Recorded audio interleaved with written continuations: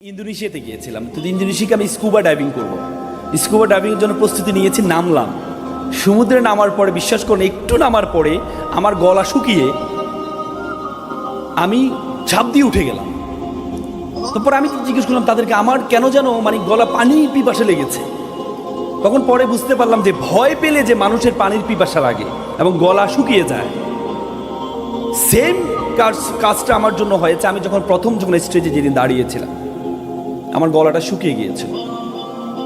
আপনারা উপমহাদেশের সেরা গামা পালোয়ানের নাম শুনেছেন।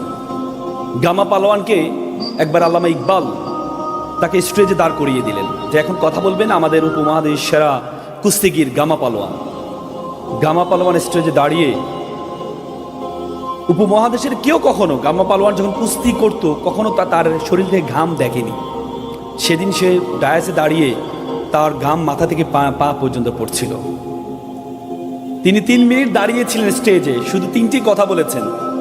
কুস্তি স্বাস্থ্যের জন্য ভালো, সকাল বিকাল আপনারা কুস্তি করবেন, সকাল বিকাল কুস্তিতে খাবেন, কুস্তিতে ঘুমাবেন, আর কুস্তি ইটস গুড ফর হেলথ বলে শেষ করে নেমে গেলেন। তিনি আল্লামা ইকবালকে বললেন, আমি এত জায়গা কুস্তিগিরি করেছি, কোনোদিন আমার শরীর থেকে একটু ঘাম বের হয়নি। আজকে আপনি আমাকে স্টেজে দাঁড় করিয়ে দিলেন এমন এক কঠিন কাজের মধ্যে, যেটা 3 মিনিটের মধ্যে আমার জীবনে যা বের হয়নি তার চেয়ে বেশি ঘাম বের হয়েছে আমার মাত্র 3 মিনিটের মাথায়। তার মানে পৃথিবীর সবচেয়ে কঠিন কাজ, পৃথিবীর সবচেয়ে কঠিন কাজ। বলা হয় যে কথায় কাজ, কথায় মাপ, কথায় বিশ্বমাপ। কথা দিয়ে বিশ্বজাত শেখানো যায়, কথায় দিয়ে ক্ষমতাচ্যুত হওয়া যায়। আমাদের 20 বছরের ফ্যাসিজমের প্রধান যিনি ছিলেন, এক কথায় তার ক্ষমতাচ্যুত হয়েছে। আপনারা জানেন তো সে কথাটি কি বলেন তো? রাজাকারের বাচ্চা। একটি কথায় সে ক্ষমতাচ্যুত হয়েছে, একটি কথার কারণে। এজন্য কথা বলবেন, সাবধানে বলবেন। কতগুলো ক্যামেরা এখানে আছে, সাবধানে বলতে হবে। একবার একটা রাজা তার সন্ন্যাসীকে ডাকলেন, সন্ন্যাসী তুমি আমার জগৎ সম্বন্ধে তুমি একটা ধারণা দাও, ভবিষ্যৎবাণী করো, আর আমার সম্বন্ধে ভবিষ্যৎবাণী করো। সন্ন্যাসী তাকে বললেন, রাজা সাহেব আপনার সাম্রাজ্য এত দূর পর্যন্ত বিস্তৃত হবে, তবে আপনার সামনে আপনার পরিবারের সকল সদস্য মারা যাবে। রাজা তো খেপে গেল, আমার সামনে আমার পরিবারের সকলেই মারা যাবে। রাজা তাকে বন্দি করে, একে বন্দি কর, কি কথা বলেছে, কি ভবিষ্যৎবাণী করেছে।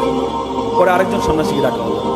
সন্ন্যাসী বলে, রাজা সাহেব আপনার এই সাম্রাজ্য এতদূর বিস্তৃত হবে, তবে আপনি আপনার পরিবারের সকলের চেয়ে বেশি দিন বাঁচবেন। রাজা তো ব্যাপক খুশি, কি বলে আমি বেশি দিন বাঁচবো। রাজা পরে তাকে পুরস্কৃত করলেন। আপনারা আমাকে বলেন তো, দুই কথার মধ্যে কোনো পার্থক্য আছে? পার্থক্য আছে। আপনার সামনে আপনার পরিবারের সকলে মারা যাবে, আর আপনি পরিবারের সকলের চেয়ে বেশি দিন বাঁচবেন, এই দুটির মধ্যে কোনো পার্থক্য আছে?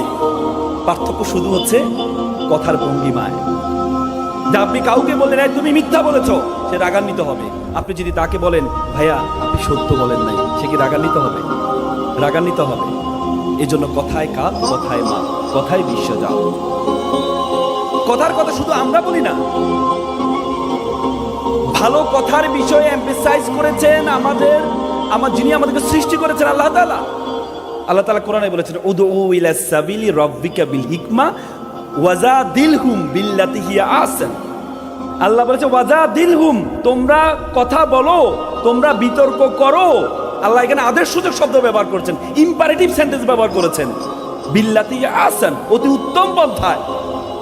এখানে আল্লাহ আরবি গ্রামারে যাকে বলে তাফজিল ব্যবহার করেছেন এবং সুপারলেটিভ ডিগ্রি ব্যবহার করেছেন, অতি উত্তম পন্থায়। তোমরা অতি উত্তম পন্থায় কথা বলো। আল্লাহ রাসূল তো আরো চমৎকার কথা বলেছেন। আল্লাহ রাসূল বলছে, ইন্না মিনাল বায়ানি লা সিহরা। কিছু কথা আছে যে কথায় জাদু আছে। জাদু যেমন মানুষকে বশ করে ফেলে, মানুষকে নিজের আয়ত্তের মধ্যে নিয়ে আসে, মানুষকে যেভাবে বলে সেভাবে করার জন্য বলে, সেম মানুষ যখন কথা বলে তখন মানুষ তাকে জাদুর মতো বশ করে ফেলে। বনি ইসরায়েলের উপর নবী আসছেন মুসা আলাইহিস সালাম। মুসা আলাইহিস সালামের কথা বেশি আল্লাহ তাআলা শুনেছেন। মুসা আলাইহিস সালাম একটা দোয়া সবসময় পড়তেন, রাব্বি শাহলি সাদরি ওয়া ইয়াসসির লি আমরি ওয়াহলুল উকদাতাম মিন লিসানি। হে আল্লাহ তুমি আমার জিহ্বাকে সাবলীল করে দাও। কারণ ওনার জিহ্বাটা একটু জড়তা ছিল, তিনি নবী, তিনি দাওয়াত দিবেন কিভাবে মানুষকে। তখন তিনি বলছে ওয়া কি হারুন, আমার ভাই হারুন কি তুমি আমার সঙ্গী